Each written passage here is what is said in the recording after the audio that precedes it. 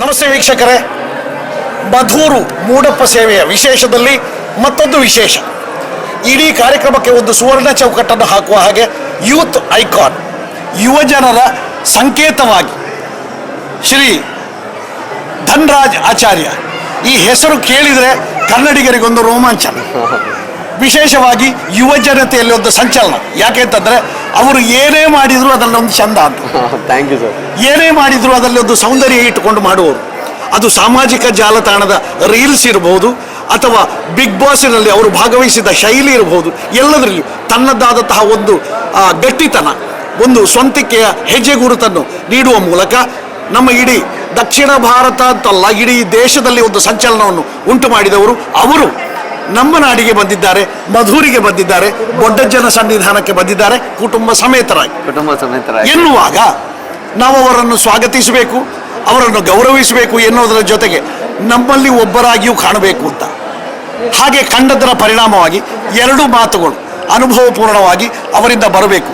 Sir, ಈಗ ವಿಶೇಷವಾಗಿ ತಮ್ಮಲ್ಲಿ ಹೇಳುವುದೇನಂತಂದ್ರೆ ಯುವ ಶಕ್ತಿಯ ಪ್ರತೀಕ ತಾವು ಅಲ್ಲಲ್ಲ, ನಾವು ಕಾಣುವುದು ಹಾಗೆ ಎನ್ನುವಾಗ ನಿನ್ನೆ ಮೊನ್ನೆಯವರೆಗೆ ನಾವು ಕೇಳ್ತಾ ಇದ್ದ ಆರೋಪ ಏನು ಅಂತಂದ್ರೆ ಯುವಕರು ದೇವಸ್ಥಾನಕ್ಕೆ ಬರುವುದಿಲ್ಲ, ಯುವಕರು ಧಾರ್ಮಿಕ ಕಾರ್ಯಕ್ರಮಗಳಲ್ಲಿ ತೊಡಗಿಸಿಕೊಳ್ಳುವುದಿಲ್ಲ, ಸಾಂಸ್ಕೃತಿಕವಾಗಿ ತೊಡಗಿಸಿಕೊಳ್ಳುವುದು. ಆದರೆ ಅದು ಶುದ್ಧ ಸುಳ್ಳು ಎನ್ನುವುದನ್ನು ಮಧೂರು ದೇವಸ್ಥಾನದ ಉತ್ಸವ ಎನ್ನುವುದು ಖಚಿತಪಡಿಸಿದೆ ಅಂತ, ಸಾಬೀತುಪಡಿಸಿದೆ ಅಂತ.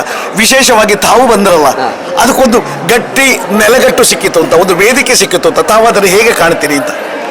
ಇಲ್ಲ, ನೀವು ಹೇಳಿದಾಗೆ ಯುವಕರು ಈಗ ಧಾರ್ಮಿಕ ಕ್ಷೇತ್ರದಲ್ಲಿ ಪಾಲ್ಗೊಳ್ತಿಲ್ಲ ಅನ್ನೋದು ಬಹುಶಃ ಅವರ ಜೀವನ ಅಂದರೆ ಅವರ ಫ್ಯಾಮಿಲಿಯಲ್ಲಿ ಹೇಳಿರೋ ಸಂಸ್ಕಾರ ಕೂಡ ಅದಕ್ಕೆ ಕಾರಣ ಆಗುತ್ತೆ. ಈಗ ನಮ್ಮ ಫ್ಯಾಮಿಲಿ ಏನಿದೆ, ನಾವೊಂದು ಧಾರ್ಮಿಕ ಕ್ಷೇತ್ರದಲ್ಲಿ ಯಾವತ್ತೂ ಮುಂದೆ ಇರ್ತೀವಿ. ಆಮೇಲೆ ಯಾವುದೇ ದೇವಸ್ಥಾನ ಇದ್ರೂ ಕೂಡ ಅಲ್ಲಿ ನಾವು ನಮ್ಮ ಪಾಲ್ಗೊಳ್ಳುವಿಕೆಯಿಂದ ನಮಗೆ ಒಂದು ಮನಸ್ಸಿಗೆ ಚೇತನ ಅಥವಾ ಏನೋ ಒಂದು ಪಾಸಿಟಿವ್ ವೈಬು ನಮ್ಮ ಜೀವನದಲ್ಲಿ ಏನೋ ದೇವಸ್ಥಾನಕ್ಕೆ ಹೋಗಿ ಬಂದರೆ ಒಂದು ನೆಮ್ಮದಿ ಶಾಂತಿ ಸಿಗುತ್ತೆ. ಆ ಕಾರಣಕ್ಕಾಗಿ ಎಲ್ಲರೂ ಕೂಡ ಹೋಗ್ತಾರೆ. ಹಾಗೆ ಈ ಮಧೂರು ಶ್ರೀ ಮಹಾಗಣಪತಿಯ ವೈಶಿಷ್ಟ್ಯ ಎಲ್ರಿಗೂ ಗೊತ್ತಿದೆ. ಬಹುಶಃ ಮಧೂರು ಶ್ರೀ ಮಹಾಗಣಪತಿಯ ಸ್ಥಳೀಯರಲ್ಲಿ ಯಾವ ಯುವಕರಲ್ಲೂ ಕೂಡ ಇಂಥ ಒಂದು ನ್ಯೂನ್ಯತೆ ಇರಲಿಕ್ಕಿಲ್ಲ. ಯಾಕಂದರೆ ಇಲ್ಲಿಯ ಸ್ಥಳೀಯರ ಮನೆಯಲ್ಲೂ ಶ್ರೀ ಮಹಾಗಣಪತಿ ಸ್ಮರಣೆ ಎಲ್ಲರಲ್ಲೂ ಇದ್ದೇ ಇರುತ್ತೆ. ಹಾಗಾಗಿ ಚಿಕ್ಕಂದಿನಿಂದ ಇಲ್ಲಿವರೆಗೆ ಯಾರ್ಯಾರು ಇದ್ದಾರೋ ಅವರೆಲ್ಲರೂ ಕೂಡ ಮಹಾಗಣಪತಿಯ ಕ್ಷೇತ್ರದ ಬಗ್ಗೆ ಅಥವಾ ಅದರ ವೈಶಿಷ್ಟ್ಯದ ಬಗ್ಗೆ ಎಲ್ರಿಗೂ ಮಕ್ಕಳಿಗೆ ಹೇಳ್ತಾ ಬರಬೇಕಾದ್ರೆ ಇದೊಂದು ದೊಡ್ಡ ಮಟ್ಟದಲ್ಲಿ ಯುವಕರ ಒಂದು ದಂಡೆ ಬರ್ಬೋದು ಇಲ್ಲಿಗೆ. ಸರ್, ಈಗ ತಾವು ಸಾಮಾಜಿಕ ಜಾಲತಾಣವನ್ನು ಪ್ರಧಾನ ವೇದಿಕೆಯನ್ನಾಗಿ ಕೈಗೆತ್ತಿಕೊಂಡು ಏನೇನು ಸಾಧನೆಯನ್ನು ಸಾಹಸವನ್ನು ಮಾಡಿದ್ರು, ಅದರಲ್ಲೊಂದು ಕೌಟುಂಬಿಕ ಚೌಕಟ್ಟಿತ್ತು ಅಂತ. ಹೌದು, ಈಗ ನೀವು ಏನೇ ಮಾಡಿದ್ರು ಅಲ್ಲೊಂದು ಕೌಟುಂಬಿಕ, ಇವತ್ತಿನ ದಿನದಲ್ಲಿ ದೊಡ್ಡ ಸವಾಲು ಕೂಡ ಅದು ಅಂತ. ಯಾಕೆಂತಂದ್ರೆ ಕೌಟುಂಬಿಕವಾದ ಒಂದು ಆತ್ಮೀಯತೆ, ಕೌಟುಂಬಿಕವಾದಂತಹ ಒಂದು ಇಂಟಿಮೇಸಿ ಎನ್ನುವಂಥದ್ದು ಬಹುತೇಕ ಸಂದರ್ಭದಲ್ಲಿ ದುರಾದೃಷ್ಟವಶಾತ್ ಬಹುತೇಕ ಕಡೆಯಲ್ಲಿ ಕಾಣ್ತಾ ಇಲ್ಲ ಅಂತ. ಆದರೆ ತಾವು ಹಾಗಲ್ಲ, ಹೇಳದೆ ಹೇಳಿದ, ನೀಡದೆ ನೀಡಿದ ಒಂದು ಸಂಕೇತ ಅದು ಅಂತ ಎನ್ನುವಾಗ ತಾವು ಅದರ ಒಂದು ತಿರುಳನ್ನು ಹೇಗೆ ಕಾಣ್ತೀರಿ ಅಂತ ತಮ್ಮ ಸಾಧನೆಯನ್ನು? ನಾನು ಒಂದು ಸಾಧನೆ ಏನು ಇಷ್ಟು ಮಟ್ಟಿಗೆ ಮಾಡಿದ, ನಾನು ಎಲ್ಲ ಕ್ರೆಡಿಟ್ಸನ್ನು ನಮ್ಮ ದೇವರಿಗೇನೆ ನೀಡ್ತೇನೆ. ಜೊತೆಗೆ ನಮ್ಮ ಫ್ಯಾಮಿಲಿ, ನಮ್ಮ ಹಿರಿಯರ ಆಶೀರ್ವಾದ ಏನೋ ಪುಣ್ಯ ನನಗೆ ಒಂದು ಈ ಅವಕಾಶ ಸಿಕ್ಕಿದೆ, ಎಲ್ಲರ ಪ್ರೀತಿ ಸಿಕ್ಕಿದೆ. ಒಂದು ಕೊರೋನಾ ಟೈಮಲ್ಲಿ ಒಂದು ಸಣ್ಣ ಮೆಸೇಜ್ ಮೂಲಕ ಜನರಿಗೆ ನಗಿಸ್ತಾ ಒಂದು ಮೆಸೇಜ್ನ ಕೊಡ್ತಿದ್ದು, ಅದು ಅಷ್ಟು ಮಟ್ಟಿಗೆ ಜನ ಸ್ವೀಕಾರ ಮಾಡಿ ನನ್ನನ್ನು ಈಗ ಇತ್ತೀಚೆಗೆ ಬಿಗ್ ಬಾಸ್ಗೂ ಕಳಿಸ್ಕೊಟ್ರು. ಅದೆಲ್ಲ ಕಾರಣಕರ್ತರೆ ಜನರು. ಬಹುಶಃ ನನಗೆ ಗೊತ್ತಿರಲಿಲ್ಲ ನಮ್ಮ ಫ್ಯಾಮಿಲಿ ಜೊತೆ ನಾವಿರೋ ಈ ಒಡನಾಟ ಬೇರೆ ಯಾರಿಗೂ ಸಿಗ್ತಾ ಇಲ್ಲ ಅನ್ನೋದು.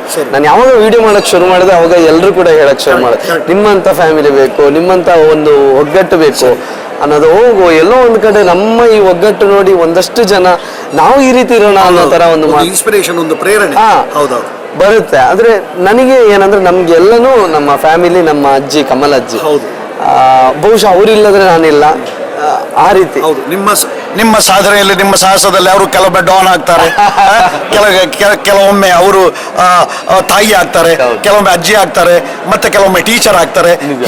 ಹಾಗಿರುವಾಗ ಒಂದು ಫ್ಯಾಮಿಲಿಯ ಚೌಕಟ್ಟನ್ನು ಇತರರಿಗೆ ಮಾದರಿಯಾಗುವುದಕ್ಕೆ ಒಂದು ಪಠ್ಯವನ್ನಾಗಿಸಿದ ತಾವು ದೊಡ್ಡ ಕೊಡುಗೆಯನ್ನು ಕೊಡ್ತಾ ಇದ್ದೀರಿ. ಬಹುಶಃ ಪ್ರಪಂಚದಲ್ಲಿ ಇವತ್ತು ಟೇಸ್ಟ್ ಬದಲಾಗಿದೆ ಅಂತ ಹೇಳ್ತಾರೆ, ಅಭಿರುಚಿ ಬದಲಾಗಿದೆ ಅಂತ ಹೇಳ್ತಾರೆ, ಆದರೆ ಮೂಲಭೂತ ತತ್ವಗಳು ಬದಲಾಗಲಿಲ್ಲ ಅಂತ ತಾವು ಮಾಡಿ ತೋರಿಸಿದ್ರು. ನಿಜಕ್ಕೂ ನೀವು ಒಪ್ತೀರಾ ಅಭಿರುಚಿ ಮನುಷ್ಯರದ್ದು ಬದಲಾಗಿದೆ ಅಂತ? ಅಭಿರುಚಿ ಕಾಲಕ್ಕೆ ತಕ್ಕ ಹಾಗೆ ಬದಲಾಗ್ತಾ ಹೋಗುತ್ತೆ. ಈಗ ಹೇಗೆ ಅಂದರೆ ಅದೇ ಮತ್ತೆ ಧಾರ್ಮಿಕತೆ ಜಾಸ್ತಿ ಆಗಬೇಕು, ಮಕ್ಕಳಲ್ಲಿ ನಾವು ಧಾರ್ಮಿಕತೆಯನ್ನು ಬೆಳೆಸ್ಕೊಳ್ಬೇಕು. ಒಬ್ಬರು ಏನಾದರೂ ಒಂದು ಹಿಂದೆ ಎಲ್ಲ ಮಾತು ಬರ್ತಿತ್ತು, ಅದೇನೋ ಮೂಢನಂಬಿಕೆ ಆಗಿ ಹೀಗೆ ಎಲ್ಲ ಹೇಳ್ತಿದ್ರು. ಬಟ್ ಅಂಥ ಮಾತುಗಳೆಲ್ಲ ನಾಣ್ಣುಡಿಗಳಿರ್ಬೋದು, ಏನೇ ಇರ್ಬೋದು, ಒಂದು ದೇವರ ನಂಬಿಕೆ ಅದನ್ನು ಮೊದಲಿನಿಂದಲೇ ಪಾಲಿಸ್ಕೊಂಡು ಬಂದಿರೋದು ನಮ್ಮ ಎಸ್ಪೆಷಲಿ ನಮ್ಮ ಕರಾವಳಿ ಭಾಗ ಅಥವಾ ನಮ್ಮ ಈ ಭಾಗದಲ್ಲಿ ಜಾಸ್ತಿ ಆ ದೇವರ ನಂಬಿಕೆ, ದೈವ ನಂಬಿಕೆ ಅನ್ನೋದು ಇವಾಗಲೂ ಇದೆ. ಅದು ನಮ್ಮ ದೊಡ್ಡ ಖುಷಿ. ಬಹುಶಃ ಈ ದೇವರು ಈ ಒಂದು ಪರಂಪರೆ ಅಷ್ಟು ಗಟ್ಟಿಯಾಗಿದೆ. ಹಾಗಾಗಿ ಯಾವುದೇ ಕಾರಣಕ್ಕೂ ಅದು ಬದಲಾಗಬೇಕು. ನಿಜ ನಿಜ. ಎಲ್ಲೋ ಒಂದು ಬೇರೆ ಊರಲ್ಲಿ ವೈಜ್ಞಾನಿಕವಾಗಿ ಮುಂದುವರೆದು ಮತ್ತೆ ಅವರು ನಮ್ಮ ದೈವದ ಮೊರೆ ಹೋಗೋದು, ದೇವರ ಮೊರೆ ಹೋಗೋದು ಎಷ್ಟೋ ನಿದರ್ಶನಗಳಿವೆ. ಅದನ್ನೆಲ್ಲ ನೋಡಿದಾಗ ಯಾವುದೇ ಕಾರಣಕ್ಕೂ ಅದು ಬದಲಾಗೋದಕ್ಕೆ ಸಾಧ್ಯನೇ ಇಲ್ಲ. ಧನರಾಜ್ ಎನ್ನುವಂತಹ ಹೆಸರಿನ ಹಿಂದೆ ಇರುವಂಥದ್ದು ಧನ ಮತ್ತು ರಾಜ್ಯ. ಆ ರಾಜ್ಯವನ್ನು ಆಳುವ ಅಕ್ಷರಶಃ ಸಾಮ್ರಾಜ್ಯ ಆಗಿರುವವರು ಶ್ರೀಮತಿ ಧನರಾಜ್ ಅವರು. ಅದನ್ನು ಪ್ರಪಂಚವೇ ಇವತ್ತು ಒಪ್ಪಿಕೊಂಡಿದೆ ಎನ್ನುವಾಗ ಒಬ್ಬ ಪುರುಷನ ಸಾಧನೆಯ ಹಿಂದೆ ಒಬ್ಬಾಕೆ ಸ್ತ್ರೀಯ ಕೈವಾಡ ಇದೆ ಅಥವಾ ಕೊಡುಗೆ ಇದೆ ಅಂತ ಕರೀತಾರೆ. ನಿಮ್ಮ ಹಿಂದೆ ಅಂತೂ ಸ್ತ್ರೀಯರ ಒಂದು ದೊಡ್ಡ ದಂಡೆ ಇದೆ. ಯಾಕೆಂತಂದ್ರೆ ನಿಮ್ಮ ಅಜ್ಜಿ, ನಿಮ್ಮ ಈ ತರ ತಾಯಂದಿರು, ನಿಮ್ಮ ಇದರಲ್ಲಿ ರೀಲ್ಸ್ಗಳಲ್ಲಿ ಬರುವಂತವ್ರು ಚಿಕ್ಕ ಮಕ್ಕಳು, ಅದರಲ್ಲೂ ಹೆಣ್ಣು ಮಕ್ಕಳಿಗೆ ಆದ್ಯತೆ ಜಾಸ್ತಿ, ನಿಮ್ಮ ತಂಗಿಯಂದಿರು ಇತ್ಯಾದಿ ನೋಡುವಾಗ ನಿಮ್ಮ ಶ್ರೀಮತಿಯವರು ಅದನ್ನು ಹೇಗೆ ಕಾಣ್ತಾರೆ ಎನ್ನುವ ಕುತೂಹಲ ನಮ್ಮದು. ಎರಡು ಮಾತು ಅವರಲ್ಲಿ ಕೇಳ್ಕೊಳ್ಳೋಣ. ಹೇಗೆ ಕಾಣ್ತೀರಿ ಅದನ್ನು? ನಿಮ್ಮ ಯಜಮಾನರು ಮಾಡ್ತಾ ಇರುವ ಸಾಧನೆ ಅದಿವತ್ತು ಮನೆಯಲ್ಲಿ ಮಾತಾಗಿದೆ ಅಂತ. ಅದು ಕೇವಲ ಒಂದು ಚೌಕಟ್ಟಿನೊಳಗೆ, ಒಂದು ಫ್ಯಾಮಿಲಿಯೊಳಗೆ ಉಳಿದಿಲ್ಲ, ಎಲ್ಲ ಫ್ಯಾಮಿಲಿಗೆ ಒಂದು ಕೈಗನ್ನಡಿ ಅಂತ. ಹಾಗಿರುವಾಗ ತಾವು ಅದನ್ನು ಹೇಗೆ ಕಾಣ್ತೀರಿ ಅಂತ? ನನಗೆ ತುಂಬ ಖುಷಿ ಇದೆ ಇಂಥ ಫ್ಯಾಮಿಲಿಗೆ ನಾನು ಸೊಸೆಯಾಗಿ ಬಂದಿರೋದು. ಹೌದು, ಸಮಾಜಕ್ಕೆ ನೀವು ಏನನ್ನೋ ಕೊಡ್ತಾ ಇದ್ದೀರಿ, ಸಮಥಿಂಗ್ ಅಂತ, ಒಳ್ಳೆಯದನ್ನು, ಸಕಾರಾತ್ಮಕವಾದನ್ನು, ಪಾಸಿಟಿವ್ ಆದನ್ನು. ಆ ವಿಷಯದಲ್ಲಿ ನಿಮಗೆ ತುಂಬ ಖುಷಿ ಇದೆಯಾ? ತುಂಬ ಖುಷಿ. ಸರಿ, ಮತ್ತೆ ಬರುವ ಸರ್. ಮಧೂರು ಇವತ್ತು ಕೇವಲ ಒಂದು ದೇವಸ್ಥಾನವಾಗಿ ಉಳಿದಿಲ್ಲ ಅಂತ, ಹಲವು ವಿಷಯಗಳಿಗೆ ಮಾದರಿ ಆಗ್ತಾ ಇದೆ. ನಾನು ಆಗ ಹೇಳಿದ ಹಾಗೆ ಕಾರ್ಯಕರ್ತರನ್ನು ಬಳಸುವಂತಹ ರೀತಿ, ಅದರಲ್ಲಿ ನಿಮಗೆ ಒಂದು ಸೂಕ್ಷ್ಮವನ್ನು ಹೇಳಬೇಕು ಅಂತಿದ್ರೆ ಸರ್, ಕಳೆದ 10 ದಿನಗಳಿಂದ ಪ್ರಧಾನ ಕಾರ್ಯಕ್ರಮಗಳೇ ನಡೀತಾ ಇದೆ. ನಾವಂತೂ ನಮ್ಮ ಬಳಗದೊಂದಿಗೆ ಕಳೆದ 1 ತಿಂಗಳಿಂದ ಇಲ್ಲಿಯೇ ಠಿಕಾಣಿ ಹೂಡಿದ್ದೇವೆ. ಇಲ್ಲಿನ ಕಾರ್ಯಕರ್ತರು ಸಾವಿರಾರು ಮಂದಿ. ಅವರ ಬಗ್ಗೆ ನಾವು ಆಲೋಚನೆ ಮಾಡಿದಾಗ ಇಷ್ಟೂ ದಿವಸಗಳಿಂದ ಅವರು ಮೊಬೈಲನ್ನು ನೋಡಲಿಲ್ಲ, ಮನೆಗೆ ಹೋಗಲಿಲ್ಲ, ಹಗಲು ರಾತ್ರಿ ಎನ್ನುವ ವ್ಯತ್ಯಾಸ ಇಲ್ಲ, ಮಳೆ ಬಿಸಿಲು ಅಂತ ಯೋಚನೆ ಮಾಡ್ತಾ ಇಲ್ಲ ಯುವಕರು ಸರ್ ಪ್ರಧಾನವಾಗಿ. ಹಾಗಿರುವಾಗ ಒಂದು ದೊಡ್ಡ ಗುಂಗಿನಿಂದ ಹೊರಗೆ ಬಂದು ಭಕ್ತಿ ಎನ್ನುವ ಗುಂಗಿನಲ್ಲಿ ದುಡಿತಾ ಇದ್ದಾರೆ ಅಂತ. ಮೊದಲೇ ನಾನು ಹೇಳಿದ ಹಾಗೆ ಯೂತ್ ಐಕಾನ್ ತಾವು, ಯುವಕರ ಒಂದು ಸಂಕೇತವಾಗಿ ಇಲ್ಲಿದ್ದೀರಿ ಅನ್ನುವಾಗ ತಾವು ಆ ವಿಚಾರವನ್ನು ಹೇಗೆ ಕಾಣ್ತೀರಿ? ಇಲ್ಲ, ನಾವು ಅಂದರೆ ಮಧುರ ಶ್ರೀ ಮಹಾಗಣಪತಿಯ ವೈಶಿಷ್ಟ್ಯತೆನೇ ಅದು. ಇಲ್ಲಿ ನಾನು ಆಗಲೇ ಹೇಳಿದಾಗೆ ಸ್ಥಳೀಯರಲ್ಲಿರುವ ಒಂದು ಆ ಧಾರ್ಮಿಕತೆ ಇದಕ್ಕೆ ಕಾರಣ. ಪ್ರತಿಯೊಬ್ಬರು ಕೂಡ ಒಂದು ನಂಬಿಕೆ, ದೇವರು ಯಾವುದೇ ಕಾರಣಕ್ಕೂ ಕೈ ಬಿಡಲ್ಲ. ಮತ್ತು ಎಲ್ಲರ ಸ್ಮರಣೆಯಲ್ಲೂ ಅವ್ರು ಇರಬೇಕಾದ್ರೆ ಈ ಒಂದು ದೊಡ್ಡ ಹಬ್ಬ ಇದು.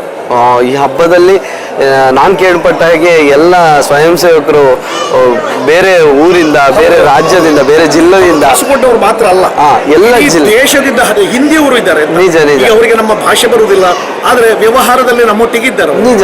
ಈ ಜೀರ್ಣೋದ್ಧಾರ ನಡೀತಿರ್ಬೇಕು. ನಾನು ಈ ಹಿಂದೆ ಅಯ್ಯಪ್ಪ ಸ್ವಾಮಿ ಮಾಲೆ ಹಾಕಿದ್ದೆ, ಆ ಸಮಯದಲ್ಲಿ ಬಂದದ್ದು. ಇಲ್ಲೇ ಒಂದು ನೈಟ್ ತಡವಾಗಿತ್ತು, ಅವಾಗ ಇಲ್ಲೇ ನಾವು ಅನ್ನದಾನ ಇತ್ತು, ಅನ್ನದಾನ ಪ್ರಸಾದ ಸ್ವೀಕರಿಸ್ಕೊಂಡು ಮುಂದೆ ಹೋದ್ದು. ಅಲ್ಲಿಂದ ಇಲ್ಲಿವರೆಗೂ ನಾನು ಅಂದರೆ ಈ ಜೀರ್ಣೋದ್ಧಾರ ಎಲ್ಲೋ ಕೇಳ್ಪಟ್ಟಿದ್ದೀನಿ. ಇಲ್ಲಿಯ ಒಂದು ಜೀರ್ಣೋದ್ಧಾರ ಬ್ರಹ್ಮಕಲಶ ಯಾವಾಗ ಆಗಬೇಕು, ಅದು ಆ ದಿನವೇ ಆಗಬೇಕು ಅನ್ನೋದು ಒಂದು ಟೈಮ್ ಇದ್ದಂಗಿತ್ತು. ಆ ಟೈಮಿಗೆ ಆಗಿದೆ. ಅದಕ್ಕೆಲ್ಲ ದೇವರೇ ಕಾರಣ. ಇದೇ ಟೈಮಲ್ಲಿ ಇದೇ ರೀತಿ ಆಗಬೇಕು ಅಂತ ಬಹುಶಃ ಎಷ್ಟೋ ಜನ ಒಂದು ಕೊಡುಗೆಯಾಗಿ ದಾನಿಗಳು ಬಂದು ಇಷ್ಟು ವಿಜೃಂಭಣೆಯಲ್ಲಿ ಆಗ್ತಿರೋದು ಎಲ್ಲ ದೇವರ ಪವಾಡನೇ ಸರಿ. ಇಲ್ಲಾಂದ್ರೆ ಇದು ಸಾಮಾನ್ಯವಾದ ಮಾತೇ ಅಲ್ಲ. ಇಷ್ಟು ದೊಡ್ಡ ಕಾರ್ಯಕ್ರಮನ ಇಷ್ಟು ಲಕ್ಷಾಂತರ ಜನ ಪ್ರತಿದಿನ ಬರ್ತಾ ಹೋಗ್ತಿರೋ ಸಮಯದಲ್ಲಿ ಇಂಥ ಒಂದು ನಾನು ತುಂಬ ಅಂದರೆ ತುಂಬ ಆಭಾರಿಯಾಗಿದ್ದೇನೆ ಇಲ್ಲಿನ ಕಮಿಟಿ ಅಷ್ಟು ಅಚ್ಚುಕಟ್ಟಾಗಿ ನಡೆಸುವಂಥ ಈ ಕಾರ್ಯಕ್ರಮವನ್ನು ಎಲ್ಲೂ ಕೂಡ ಯಾರಿಗೂ ತೊಂದರೆ ಆಗದಾಗೆ, ಈವನ್ ನಿನ್ನೆ ಮಳೆ ಬಂದಿತ್ತು ಅಂತಹ ಸಮಯದಲ್ಲೂ ಯಾವ ಭಕ್ತಾದಿಗಳಿಗೆ ಯಾವುದೇ ರೀತಿಯ ತೊಂದರೆ ಆಗದಾಗೆ ಈ ಒಂದು ಕಾರ್ಯಕ್ರಮನ ಯಶಸ್ವಿಗೊಳಿಸಿದ್ದಾರೆ ಅನ್ನೋದು ತುಂಬ ಖುಷಿ ಆಗುತ್ತೆ. ಸರ್, ಈಗ ಒಂದು ಮಾತನ್ನು ನಿಮ್ಮಲ್ಲಿ ಕೇಳಿದರೆ, ಮೂಡಪ್ಪ ಸೇವೆ ಎನ್ನುವಂಥದ್ದು ಜಗತ್ತಿನಲ್ಲಿ ಅತ್ಯಂತ ವಿರಳವಾಗಿ ಅಪರೂಪಕ್ಕೆ ನಡೆಯುವಂಥದ್ದು. ಬೇರೆ ಬೇರೆ ಕಡೆಗಳಲ್ಲಿ ಬೇರೆ ಬೇರೆ ರೀತಿಯ ಆರಾಧನೆ. ಮೂಡಪ್ಪ ಸೇವೆ ಎನ್ನುವಂಥದ್ದು ಮಧೂರಿನಲ್ಲಿ ಪ್ರಧಾನವಾಗಿ ನಡೆಯುವಂಥದ್ದು. ಅಪ್ಪ ಕಜ್ಜಾಯ ಎನ್ನುವುದು ತಾವು ತಮ್ಮ ಬದುಕಿನಲ್ಲಿ ಮೊದಲು ಮೂಡಪ್ಪ ಸೇವೆಯನ್ನು ನೋಡಿದ್ದೀರಾ? ಎಲ್ಲ 92 ಅಲ್ಲಿ ಆಗಿದ್ದು ಅಂತ ನಾನು ಕೇಳ್ಪಟ್ಟೆ. ನಾನು 91 ಬಾರ್ನ್ ಆಗಿದ್ದು. ಬಹುಶಃ 1 ವರ್ಷದ ನಾನು ಇಲ್ಲಿ ಬಂದಿಲ್ಲ, ಆ ಸುಖವನ್ನು ಅನುಭವಿಸೋಕ್ಕೆ ಸಾಧ್ಯ ಇಲ್ಲ. ಬಹುಶಃ ನಮ್ಮ ಈ ಕಾಲಘಟ್ಟದಲ್ಲಿ ನಡೀತಿರೋದು. ಆಮೇಲೆ ಎಷ್ಟೋ ಜನರಿಗೆ ಈಗ ಮಕ್ಕಳು ಏನಿದ್ದಾರೆ ಅವರು ಈ ಮೂಡಪ್ಪ ಸೇವೆಯನ್ನ ಗಮನಿಸ್ಕೊಂಡು ಹೋಗಿ ಅದೊಂದು ಧನ್ಯತಾ ಭಾವ ಅಂತ ಇರುತ್ತಲ್ಲ, ಆ ಭಾವನ ಮೈದುಂಬಿಸ್ಕೊಂಡು ಮುಂದೆ ಅವರು ದೊಡ್ಡವರಾದಾಗ ಅವರ ಮಕ್ಕಳಿಗೆ ಅದನ್ನ ತಿಳಿಸೋ ರೀತಿ ಇದೊಂದು ಇತಿಹಾಸ, ದೊಡ್ಡ ಇತಿಹಾಸ. ಆಗ್ಲಿ ಸರ್, ಮುಂದಿನ ಮೂಡಪ್ಪ ಸೇವೆಯಲ್ಲಿ ಇದೇ ರೀತಿ ನಾವು ಸೇರೋಣ. ನೀವು ಕುಟುಂಬ ಸಮೇತರಾಗಿ ಇನ್ನೂ ಹೆಚ್ಚಿನ ಸಂಖ್ಯೆಯಲ್ಲಿ ಬರುವಂತಹ ನಿರೀಕ್ಷೆಯೊಂದಿಗೆ ನಿಮಗೆ ಅನಂತ ಧನ್ಯವಾದಗಳು. ತುಂಬ ಖುಷಿ ಆಯ್ತು, ತುಂಬಾ ಚೆನ್ನಾಗಿ ಮಾತಾಡಿದ್ರು. ತುಂಬಾ ಧನ್ಯವಾದಗಳು. ಸ್ನೇಹಿತರೆ, ಧನರಾಜ್ ಆಚಾರ್ಯ ನಾವು ಈಗಾಗಲೇ ಹೇಳಿದ ಹಾಗೆ ನಮ್ಮ ಯುವ ಜನತೆಯ ಪ್ರತೀಕವಾಗಿ, ಸಂಕೇತವಾಗಿ ಬಹಳ ದೊಡ್ಡ ಯೋಗದಾನವನ್ನು ಕೊಟ್ಟವರು. ಮಧೂರು ಮೂಡಪ್ಪ ಸೇವೆಯ ಸಂದರ್ಭದಲ್ಲಿ ತಮ್ಮ ಅನುಭವವನ್ನು ಹಂಚಿಕೊಂಡಂತಹ ಈ ದೃಶ್ಯ ಕಾವ್ಯ ನಿಮಗೆ ಇಷ್ಟವಾಗಿರಬಹುದು. ಕ್ಯಾಮರಾದಲ್ಲಿ ಅಖಿಲೇಶ್ ನಗುಮುಗಂ ಮತ್ತು ನವೀನ್ ಅವರ ಜೊತೆಯಲ್ಲಿ ನಾನು ನಿಮ್ಮ BG ಕಾಸರಗೋಡು. ನಮಸ್ತೆ.